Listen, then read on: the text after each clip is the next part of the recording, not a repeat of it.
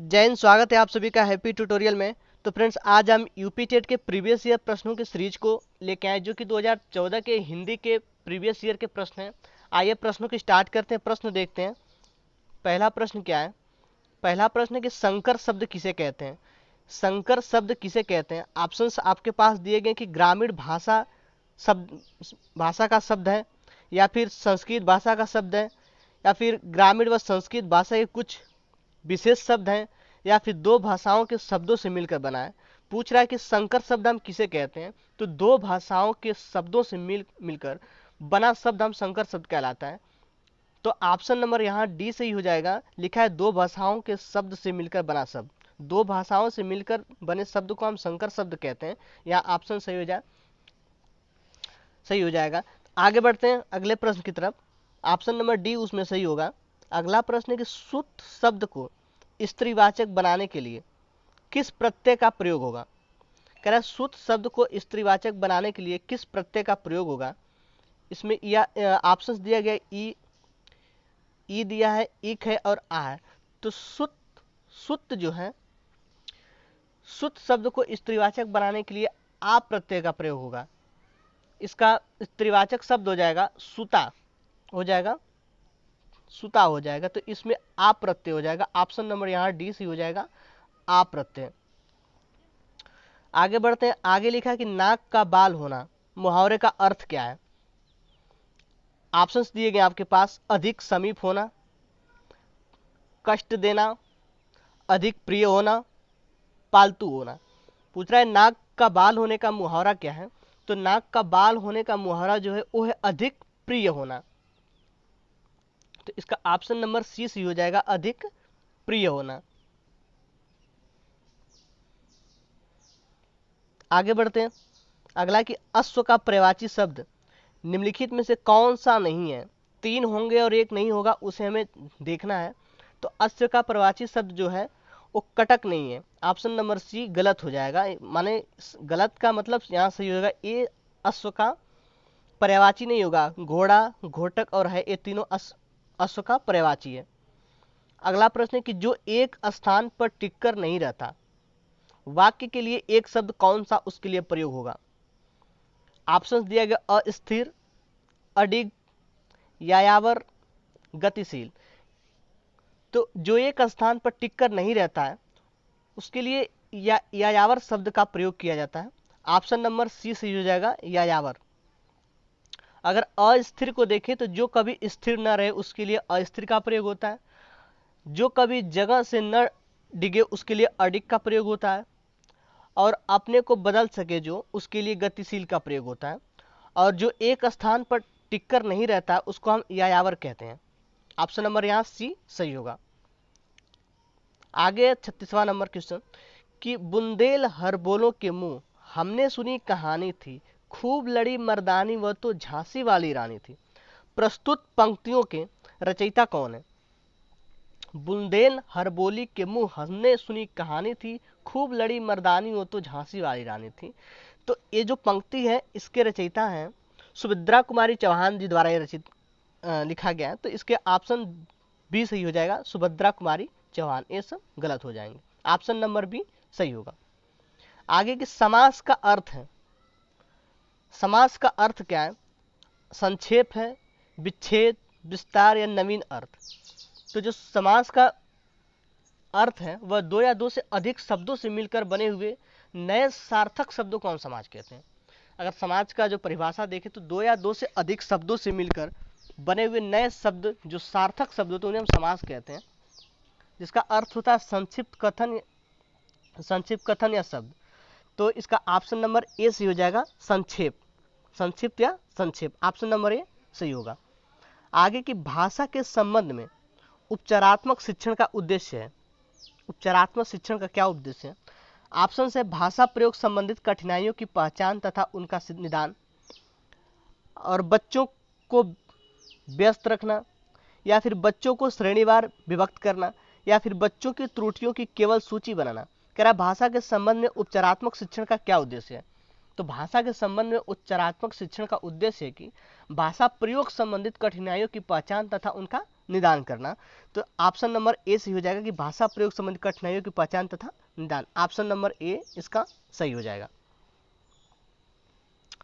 आगे की प्रमुख भाषाई कौशल के अंतर्गत इनमें से कौन एक नहीं आता है? ऑप्शन है सुनना, बोलना, हंसना और लिखना। तो प्रमुख भाषाई कौशल के अंतर्गत इसमें हंसना नहीं आता है। यहाँ होता है सुनना, बोलना, यहाँ हो जाएगा पढ़ना और लिखना। चार आते हैं भाषाई कौशल, सुनना, बोलना, पढ़ना, लिखना। इसमें ऑप्शन नंबर पूछ रहा है, इससे पूछ रहा है कि कौन नहीं होता है, तो हंसना नहीं होता, ये गलत हो जाएगा। हालांकि ये आंसर इसमें सही होगा। और ये सब जो है वो सुनना, बोलना, पढ़ना और एक और होता है लिखना, अरे पढ़ना और लिखना, उसको हम कहते हैं शुभोपली।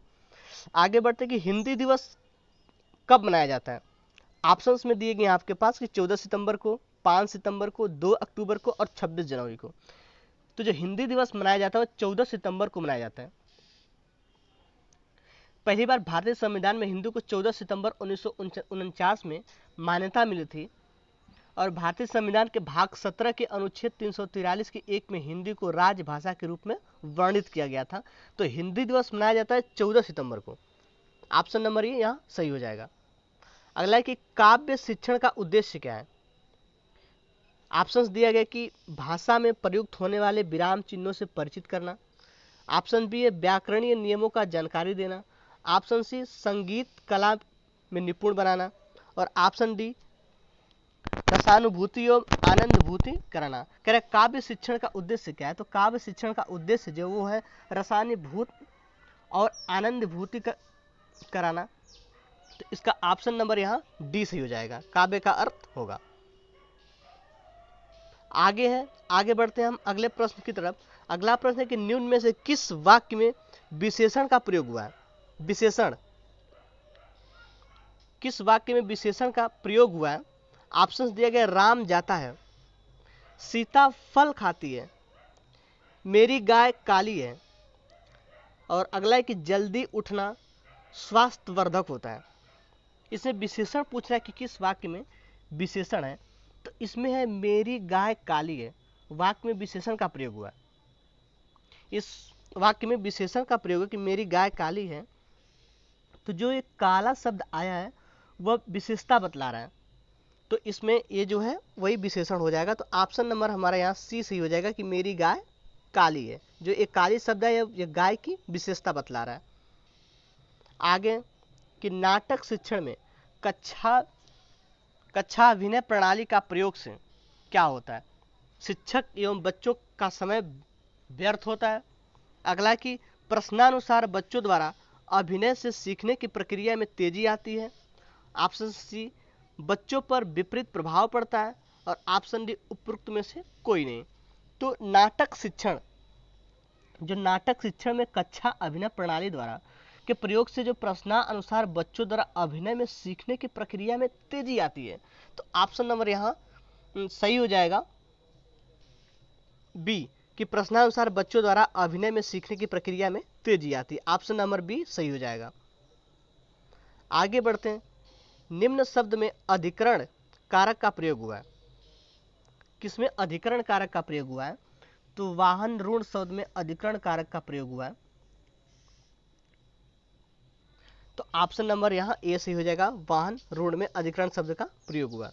आगे की किस रस को रसराज कहा जाता है? श्रृंगार रस, वीर रस, हास्य रस, इनमें से कोई नहीं। तो श्रृंगार रस को हम रसराज या रसपति से जानते हैं। इसका स्थायी भाव रति या प्रेम होता है। ऑप्शन नंबर यहाँ ए सही हो जाएगा, रति या प्रेम। आगे बढ़ते हैं। घनानंद किस युग का कवि माना जाता है? आदिकाल, भक्तिकाल, रीतिकाल या भारतेंदु काल? तो जो घनानंद है वो रीतिकाल के कवि माने जाते हैं। ऑप्शन नंबर सी सी हो जाएगा, रीतिकाल के कवि हैं घनानंद। अगले प्रश्न है कि निम्नलिखित में से शुद्ध वर्तनी वाला शब्द कौन सा है? शुद्ध वर्तनी कौन सा लिखा? आशीर्वाद कौन सा इसमें शुद्ध लिखा गया, उसकी हमें जांच करनी है। तो देखते हैं कि आशीर्वाद कैसे लिखा जाएगा।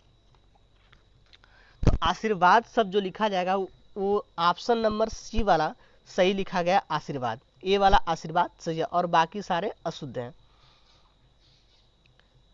आगे की को से किस कारक चिन्ह का बोध होता है? तो को से कर्म कारक का बोध होता है। ऑप्शन नंबर ए सही हो जाएगा। अगर कारक की बात, कर्ता ने कर्म को करण से संप्रदान के लिए अपदान में प्रत्यय होता है, तो कर्म से को का हो जाएगा, करण कारक से हो जाएगा से के द्वारा, और संप्रदान कारक का हो जाएगा को के लिए, और अधिकरण कारक का हो जाएगा में पर। तो इसमें जो को का बोध करा रहा है वो कर्म कारक है। ऑप्शन नंबर ए सही होगा।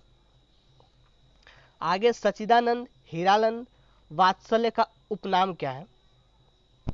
तो सच्चिदानंद हीरानंद वात्सल्य का उपनाम जो है वो है अज्ञेय।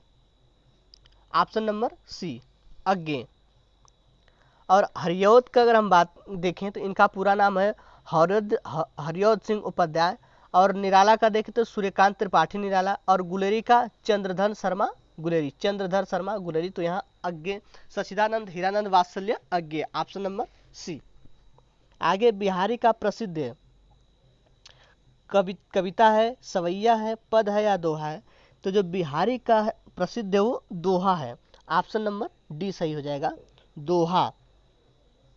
जैसे मेरी भवबाधा हरौ राधा नागरी सोई, जा तन की झाई परे श्याम हरित होय, ये बिहारी द्वारा लिखा गया है। तो इनका जो प्रसिद्ध है वो दोहा है।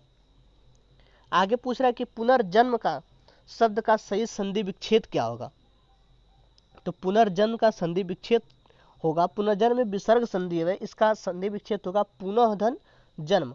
ए वाला सही हो जाएगा, पुनः धन जन्म। Option number A. आगे शोक किस रस का अस्थाई भाव? शोक किस रस का अस्थाई भाव है? तो शोक करुण रस का अस्थाई भाव है। विकल्प नंबर बी सही हो जाएगा, करुण रस।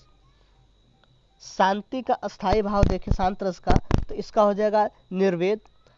और हास्य रस का देखें तो हास हो जाएगा, और वीर रस का देखें तो उत्साह। आगे सूरदास ने किस भाषा में सूर सागर की रचना की? अवधी भाषा में, ब्रज भाषा में, खड़ी बोली में, और राजस्थानी में। तो सूरदास ने ब्रज भाषा में सूर सागर की रचना की थी। विकल्प नंबर बी सही हो जाएगा, ब्रज भाषा।